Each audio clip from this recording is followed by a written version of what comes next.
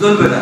তো তাহলে পরে আরেকটা আছে হলো আপনার পানি ব্যবহার। পানি ব্যবহার আমরা কিন্তু পিকনিক প্যাকেজিং এর একটা দুর্ঘটনা ঘটলো, আমরা কিন্তু সবাই ছিলাম না, বা দেখছি, অনেকে ওখানে তো অংশগ্রহণ করছি।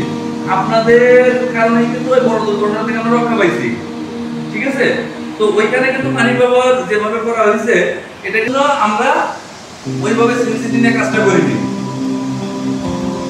একে তো আমরা ইলেকট্রিকে প্রথম পানিটা মারছিলাম, আল্লাহ তাআলা আমাদের আয়াত ভালো রাখছিল বিধায় আমরা ওখান থেকে রক্ষা হইতে পারছি।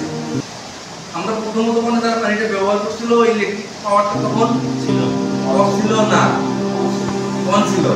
যখন ওখানে ওই ইলেকট্রিক পানিটা মারছিল তখন কিন্তু ওরা বাস করছে, ঠিক আছে? ওখানে যে কয়জন ব্যক্তি পানি মারছিল ওখান থেকে একটা লোক বাইরে যেতে পারতো না।